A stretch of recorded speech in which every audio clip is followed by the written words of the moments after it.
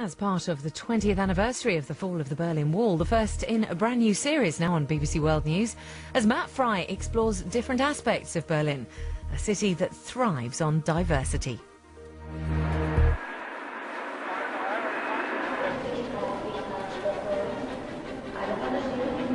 On the 26th of June 1963, John F. Kennedy came to Berlin.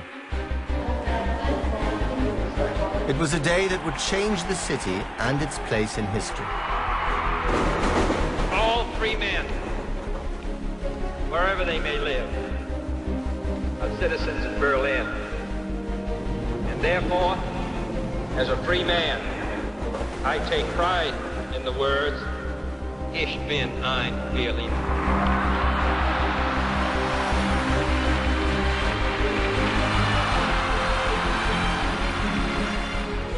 After these words were uttered, Berlin became more than just a divided city. It became a symbol, a state of mind. It became everyone's city.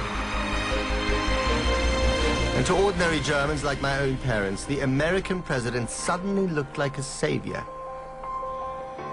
Kennedy even had a hand in my birth. I came along 5 months later. The shock of his assassination had sent my mother into premature labor. But it wasn't until much later that Berlin would play a defining role in my life. On November the 9th, 1989, as a young BBC radio journalist, I was sent here on assignment. This extraordinary party scene. The smell of champagne. On that side, on the eastern side, a rainbow-colored traffic jam.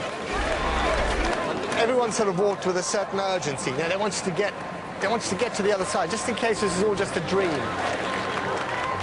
And this sudden eruption of mundane normality, which had been enjoyed by people living there for decades, and which people over there had only dreamt of, was really quite shocking. My own family was caught up in the mayhem of hope and anxiety as the Berlin Wall fell. I'd always understood what JFK meant when he talked about freedom and oppression, about the division of Germany. But on that day, standing here, I also felt it.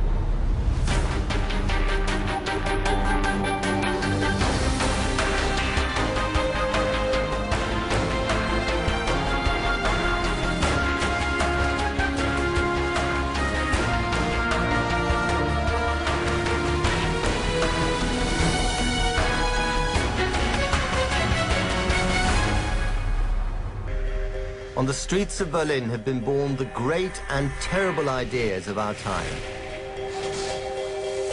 The theory of relativity, communism, and fascism. Theories of sex and sexuality. And the conception of the atomic bomb. The story of Berlin from the city's earliest days is one of a clash of ideas that would define the modern world.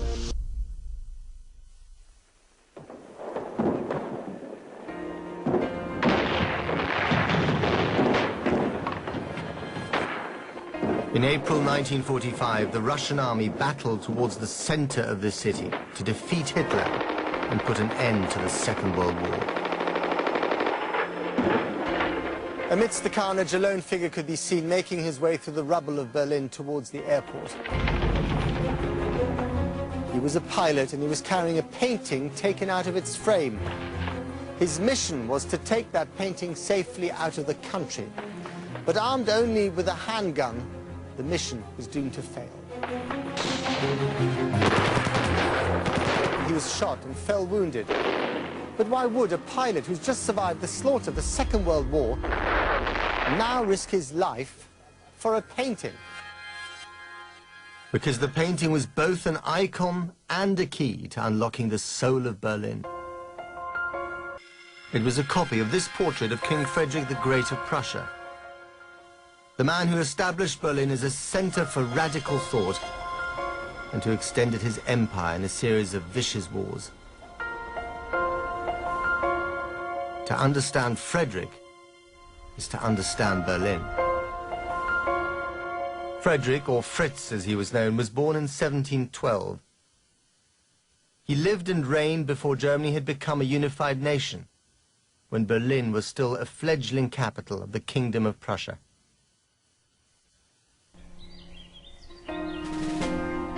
Frederick's upbringing was a baptism of fire, courtesy of a father obsessed with the military. The story goes that young Fritz was woken up every day by a cannon barrage outside his window to get him used to the sound of gunfire. At 16, the young Fritz began to rebel. He got his tutors to teach him classical poetry and the flute against his father's will. He also started to live a double life, outwardly conforming to his father's strict wishes, but secretly amassing a library of forbidden poems and philosophy. Eventually, this difference between father and son was to come to light with tragic consequences. Hans von Katte was a captain in the Prussian army. He developed a close, possibly homosexual relationship with the 18-year-old Fritz. The two friends planned to run away to England while the king was away inspecting his army. But they were betrayed. The king imprisoned his own son and then forced him to watch the beheading of Katte from the window of his cell. It was an act of brutality that would overshadow his life. As a king, Frederick the Great built Sanssouci Palace, a Rococo refuge from the world. Frederick became a great patron of the arts.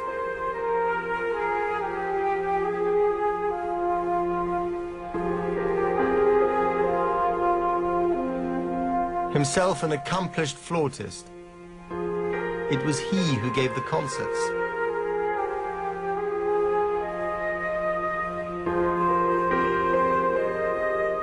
He was a modern man who was molded by the spirit of his times, the spirit of the Enlightenment, and most specifically by the French philosopher Voltaire.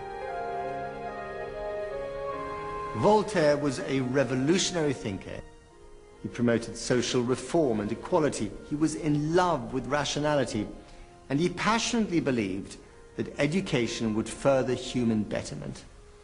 At a time when Europe's monarchs firmly believed in their God-given right to rule over their subjects, Voltaire's ideas were nothing short of explosive. But one monarch who did not see him as a threat was Frederick the Great. The king paid Voltaire a yearly salary, and the writer was an ever-present member of Frederick's group of artists and philosophers.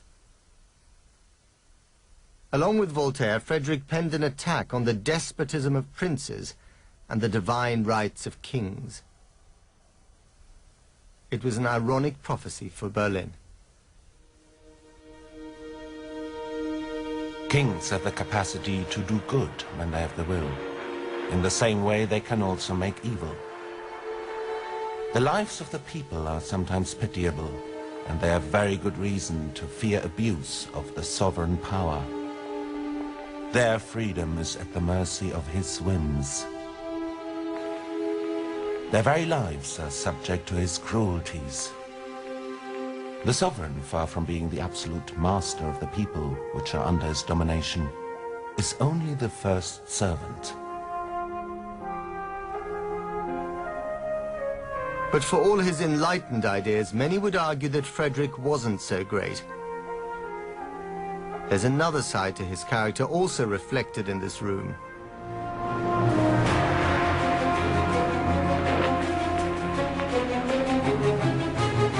The tools of battle glorified.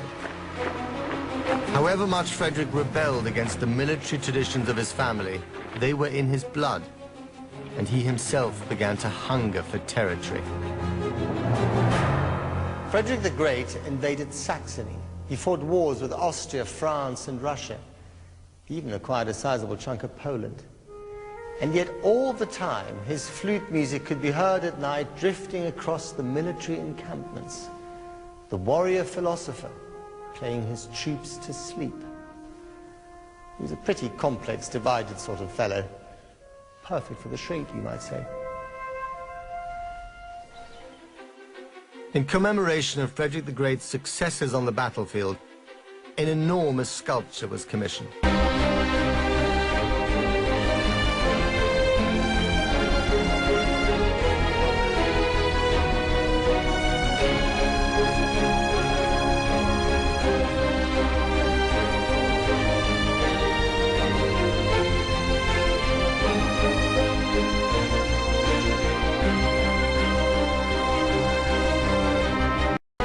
Gottfried Schadow created an image of winged victory, riding a chariot drawn by 4 horses.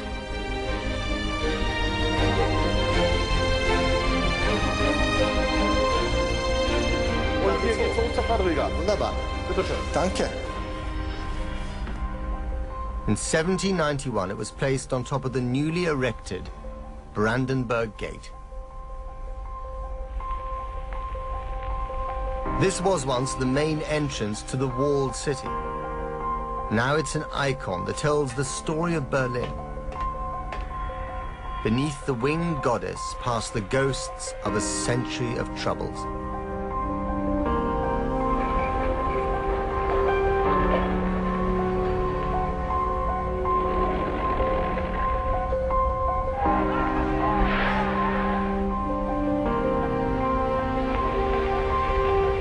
Just like Frederick the Great himself, this building embodies the clash of ideas that define Berlin.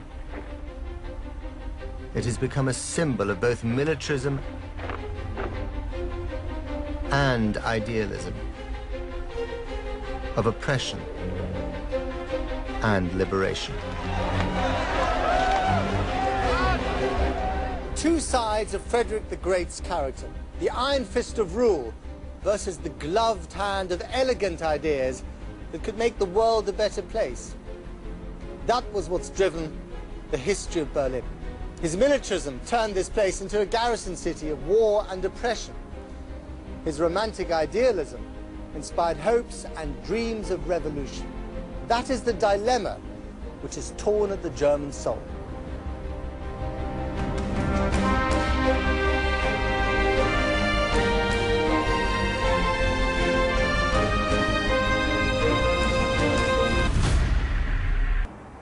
In October 1836, a student came here to the university.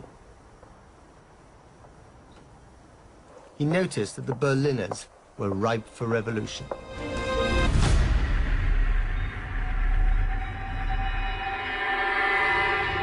The student was a tearaway, a hard drinker, a gambler. His name was Karl Marx, a young Prussian philosopher enamored of Voltaire and the Enlightenment thinkers that had inspired King Frederick the Great. Marx's ideas were the beginning of communism. The proletarians have nothing to lose but their chains. They have a world to win. In the Communist Manifesto, Marx urged the workers of the world to rise up against their rulers and establish a classless society.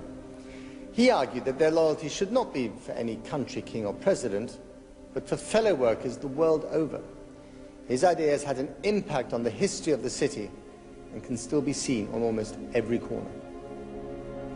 Traces of social realist art still mark the buildings of the Old East.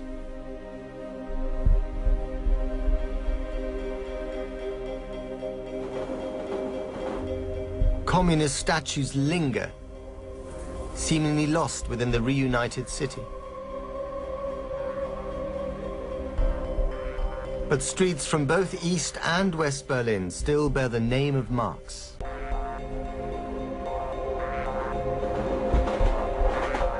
And the Karl Marx shop, there's a roaring trade in cut-price goods, sold to the proletariat of the Neukölln district.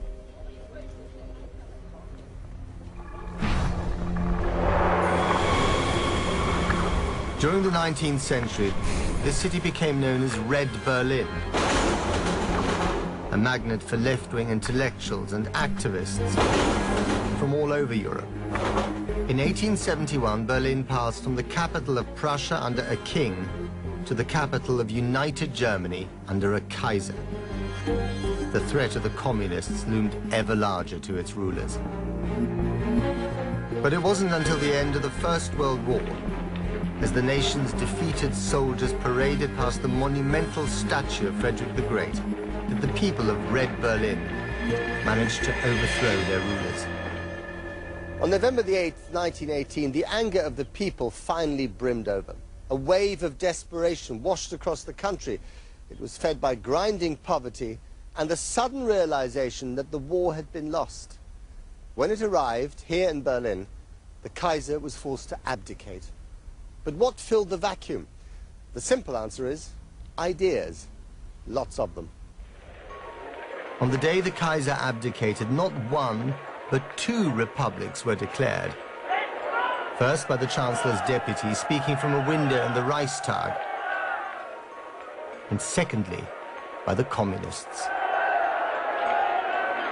Berlin was plunged into a state of chaos over who actually ruled it.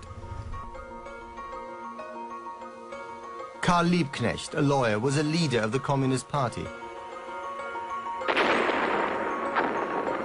As a young politician, he'd been imprisoned for condemning Prussian militarism. And when he later refused to fight in the First World War, he was given the job of burying the German dead. He argued with his fellow communist leader, Rosa Luxemburg. If they could only win the battle on the streets, Berlin would be theirs for the taking. As the fighting began to break out, Luxemburg had no choice but to support the coming struggle.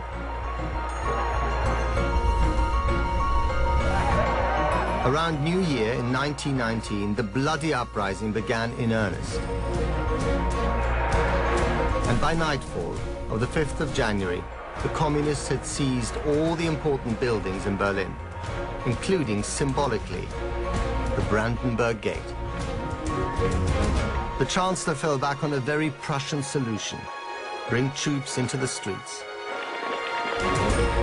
He mobilized a volunteer army, the Freikorps, to regain control of the city.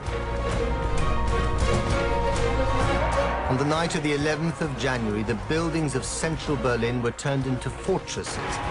It was the first, but by no means the last time that this would happen in the 20th century. The Freikorps attacked the communists in a bloody battle, winning back control of the Brandenburg Gate and ultimately Berlin. On columns all over the city, the authorities would soon mount a poster campaign quoting a popular poem. The posters read, "Berlin, your dancing partner is death."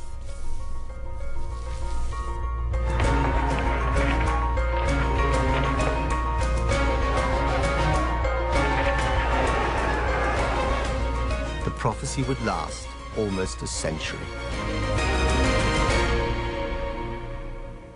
With the city in their control, the Freikorps went in search of Karl Liebknecht and his fellow communist leader, Rosa Luxemburg.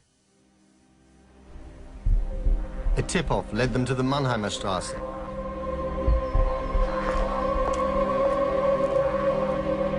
This building was surrounded.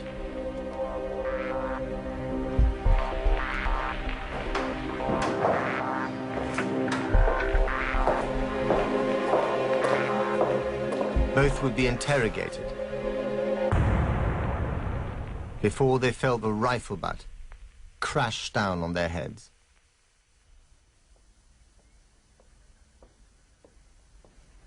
When Rosa Luxemburg came to, she was riding in the back of a car. A man put a pistol to her head and then blew her brains out. The Freikorps then dumped her body from this bridge into the Landwehr Canal. It crashed through the thin ice and disappeared. As the century progressed, the canal would become the bloodiest channel in a city of deaths. It flooded underground stations during the war, drawing hundreds of drowned bodies into its flow. Later, sections would form the infamous death strip between East and West Berlin. And it's always been a dumping ground for the corpses of dubious killings and political assassinations, among whom Rosa Luxemburg was the first. Karl Liebknecht was also shot, and his body filed anonymously into a city mortuary. The two leaders would later achieve the status of martyrs. But at the time, their death spelled the end of the communist uprising. Now politicians campaign furiously for a place in a new, broad-based ruling coalition. This government was to move to the small town of Weimar, as Berlin was considered far too dangerous for its politicians. Next week, in the second part of Dangerous Ideas, how the liberalism of the freshly minted so-called Weimar Republic would encourage a host of new creative ideas in Berlin, but also dangerously destructive ones.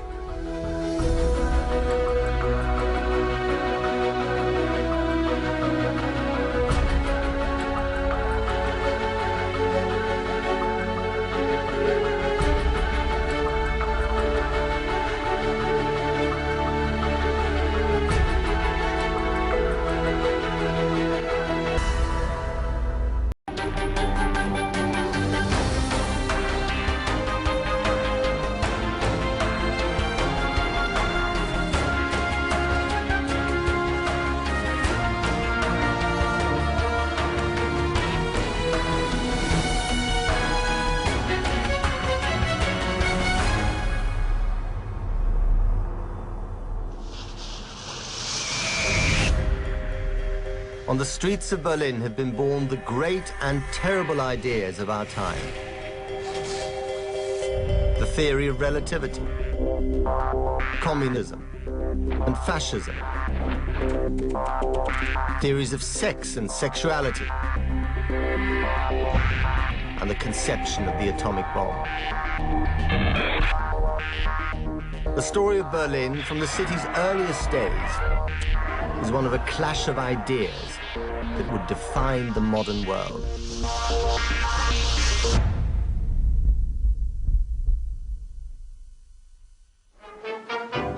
It was 1919. Germany had been defeated in the Great War. The Kaiser had been forced to abdicate, and after a bloody battle for Berlin with the communists, a fragile republic was declared.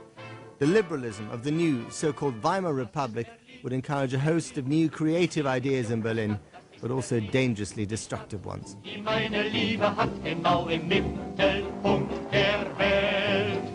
was an era that was best depicted by the painter George Grosz.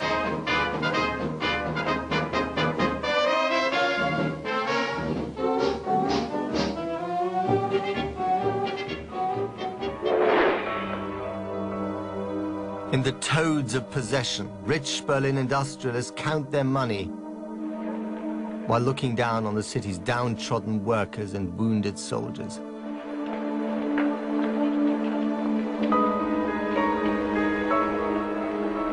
Grosz wrote in a letter that this image was to Berlin what Hogarth's Gin Lane was to London.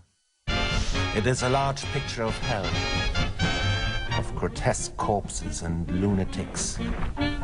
On the right, a young man is throwing up on the canvas all the illusions of youth. I'm totally convinced that this epoch is sailing down to its own destruction.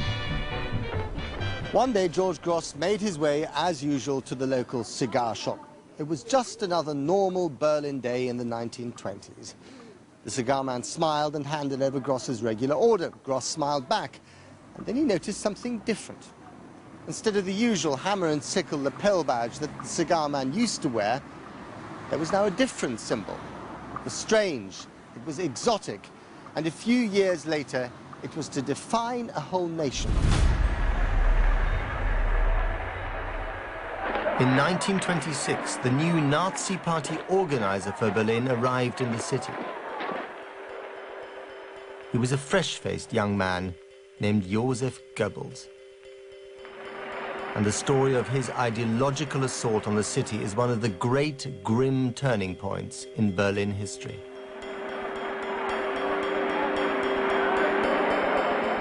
Goebbels had grown up a poor child with a club foot. He yearned for some kind of national rebirth, and he found hope in Hitler's National Socialists. The Nazi Party promised a return to a strong, militarized, racially pure Germany.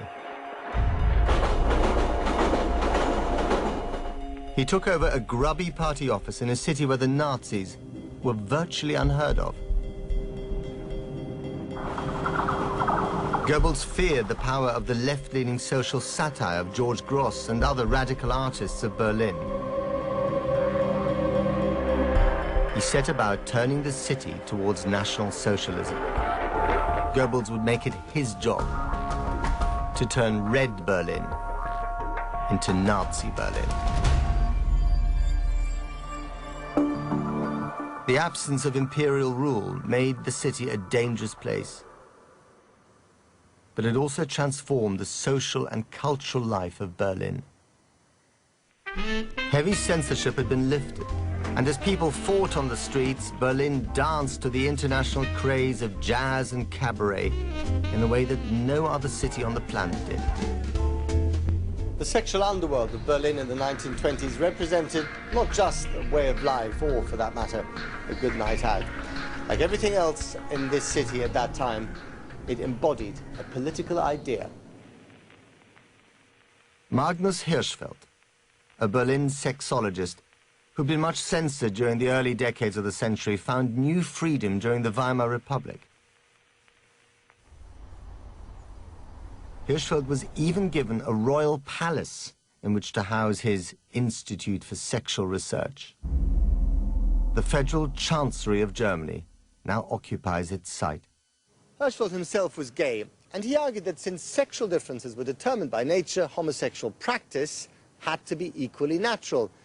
It was the kind of logic that made him into a prime target for the likes of Joseph Goebbels and his Nazi rabble-rousers. Not that that stopped Hirschfeld from lobbying for the repeal of the law against homosexual practice. He was perhaps the world's first political gay rights campaigner, a fact which the city he loved has never forgotten. Berliner Tempo, Betrieb und Tamtam. Hätt ich auch wohl ne Wohnung und wär sie noch so neu. Ich bleib Berlin, meiner alten Liebe treu.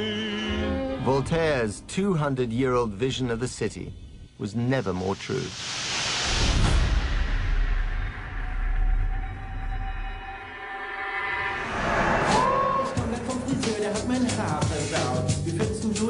Ja, die ist ein bisschen laut.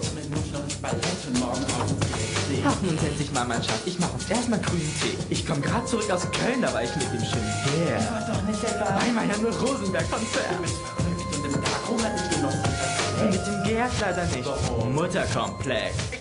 Frau Schlenske. Servus. Was nenne ich Sie denn? Frau Schlenske. Frau Schlenske, okay, ja, vielen Dank. Margot natürlich. Ja, klar. Ich erzähle jetzt die Metamorphose von Frau Schlenske, von Margot Schlenske zu Herrn Reetz. In mich zumindest in Zivil, ja, richtig, ja. Ja.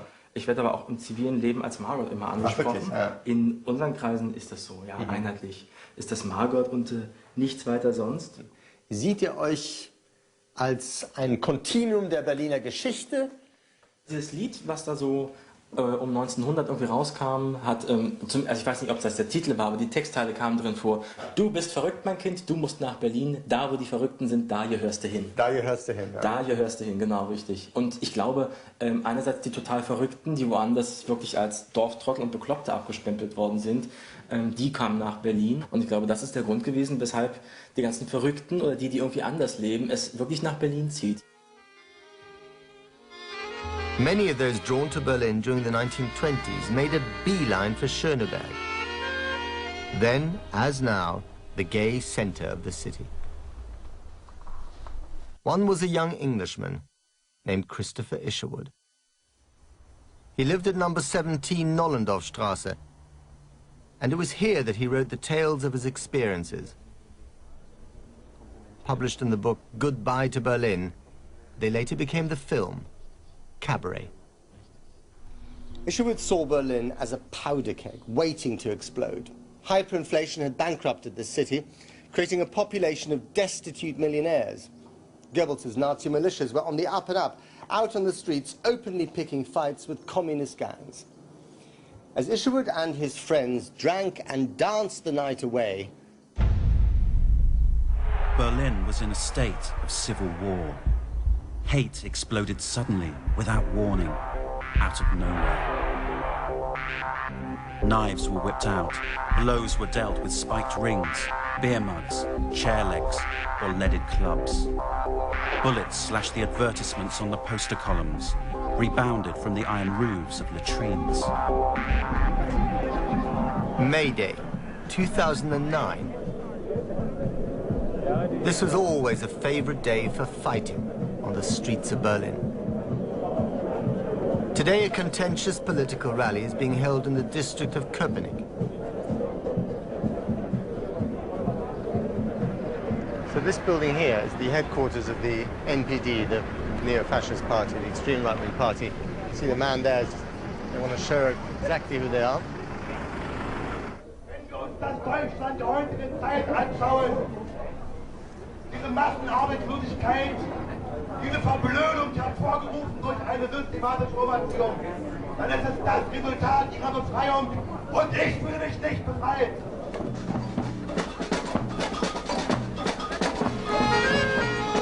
That's the thing about Berlin. It's half street fight, and as you can see, half carnival. Everyone here is always up for a party, and more often than not, the party turns into a fight. Ich hab so Heimweh nach dem Kurfürstendamm. Hab so ne Sehnsucht nach meinem Berlin.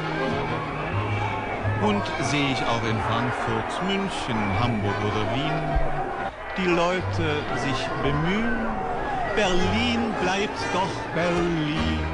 Ach, ich habe so Heimweh nach dem Kurfürstendamm. Berliner Tempo, Betrieb und Tamtam. Hätt ich auch wo ne Wohnung und wär sie noch so neu, ich bleib Berlin meiner alten Liebe treu. Vintage Berlin stuff. Ich bleib Berlin meiner alten Liebe treu. Vintage Berlin stuff. It's as if a clash of ideas is the lifeblood of the city. A tense equilibrium of opposing poles that keeps the balance.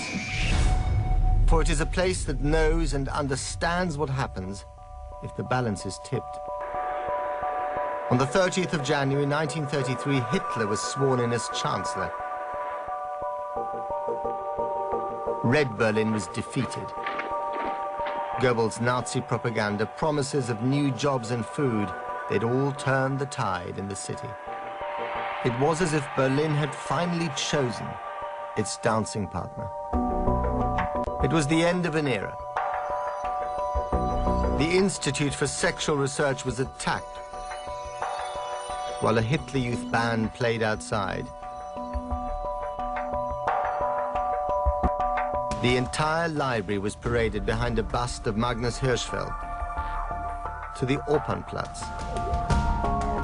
And here it was burned, with other literature deemed degenerate. The organizer of the bonfire, Joseph Goebbels, proclaimed, with his usual hyperbole, the coming of a new age. Eine Handlung, die für aller Welt dokumentieren soll. Hier sind die geistige Grundlage der Novemberrepublik zu Boden. Aber aus diesen Trümmern wird sich siegreich erheben der Phönix eines neuen Geistes. The battle of ideas that was waged in Berlin would eventually lead to the terrible costs of the Second World War. The 6-year global conflict also came to its conclusion in this very city.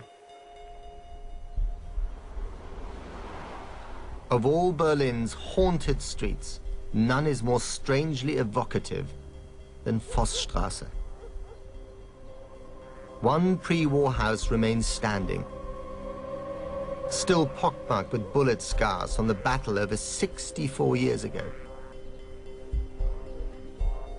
It was here, beneath the Reichschancellery, that Hitler and his closest lieutenants, including Joseph Goebbels, had remained in a bunker till the very end. The forlorn cavern is now buried beneath a Chinese restaurant and a kindergarten.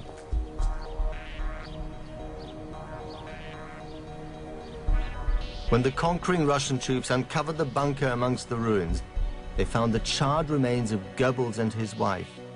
They'd taken their own lives after forcing cyanide capsules into the mouths of their sleeping children.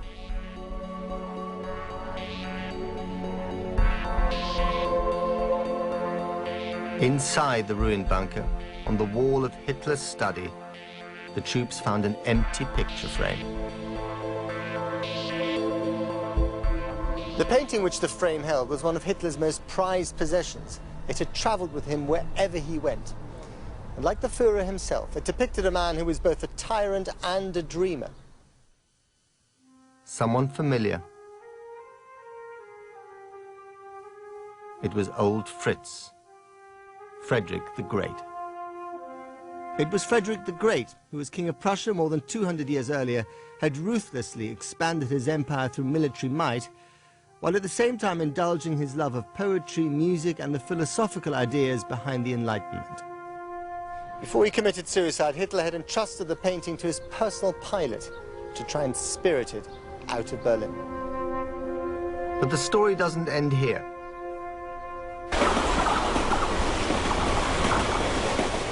The association with Hitler might have tainted the reputation of the enlightened despot, but Frederick's spirit and his ideas were to endure. They would forever be bound to the city as Berlin became divided and entered a new phase of its troubled existence.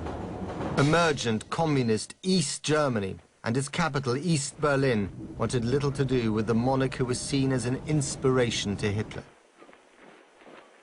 In 1950, his statue was removed from Unter den Linden, where it had proudly stood for almost a century. And his palaces themselves fell within the newly drawn-up borders of East Germany.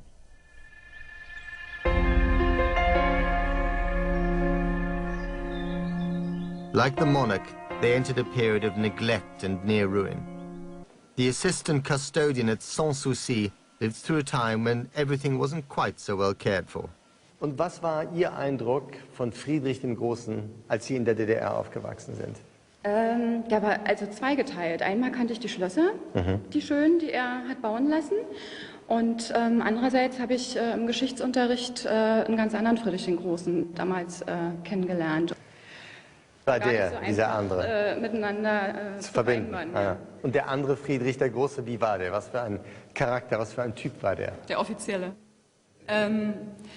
Ja, das war ein absolutistischer König, der sozusagen die Bevölkerung ja ausgebeutet hat, wie das in der Zeit war. Und deswegen haben wir eben auch gelernt, nicht Friedrich der Große zu sagen, sondern Friedrich der Zweite. Ja. Und was glauben Sie jetzt über Friedrich den Zweiten oder Friedrich den Großen? Na, dass er eine widersprüchliche Person ist. Das ist er auf jeden Fall, ja. Perhaps for the very first time in its history, the clash of ideas here in Berlin was now clearly defined on the map. The city had become a microcosm of the post-war world, divided between a communist East and a capitalist West. And for those who now returned from exile during the war, they had to decide, literally, whose side they were on. And in 1961, the Berlin Wall was built. The plan? To stem the hemorrhage of refugees heading west. This is West Berlin, according to an East German map of the 1980s. For the East Germans, the western sector had ceased to exist, a blank island in the sea of communism. Which was the true Berlin? Which was the true Germany? In response to what they saw as the relentless Americanization of the West, the communist government in East Berlin resurrected a feudal icon of Prussia's past. One dull December day in 1980, who should find himself back on his perch here on Unter den Linden? None other than Frederick the Great.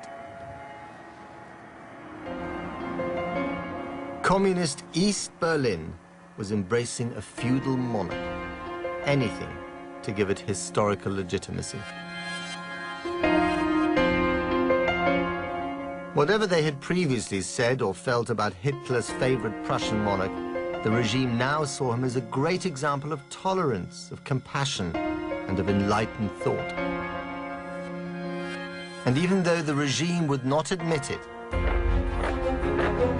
the Prussian military ethic that Frederick also stood for provided a sound model for its own increasingly militarized nation, where soldiers goose-stepped down Unter den Linden in the way the Nazis and the Prussians had done before them.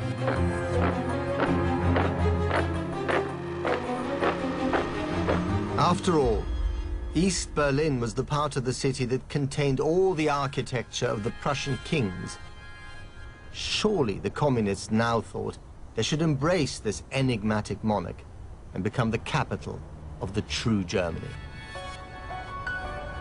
Just like the street that bore his name, Friedrichstraße, he was divided, fought over, irreconcilable. And on the 9th of November 1989, the words of the king could have so easily been quoted back at the beleaguered East German state.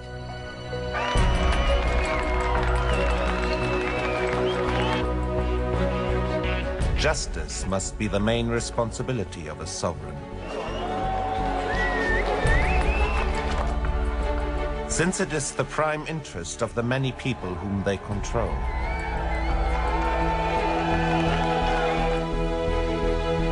They must give it priority over any other interest of their own.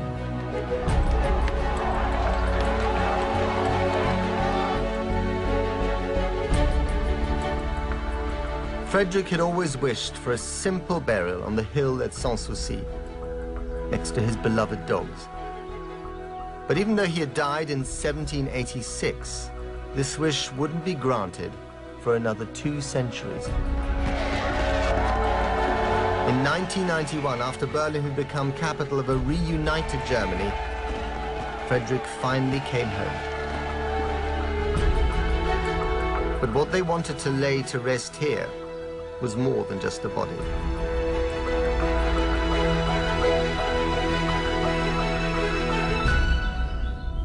Love him and loathe him, even from his self-effacing grave, Frederick the Great and his split personality still haunt German history and the history of Berlin. Now, he never got a chance to reconcile the 2 sides of his character, but I think we Germans did, eventually.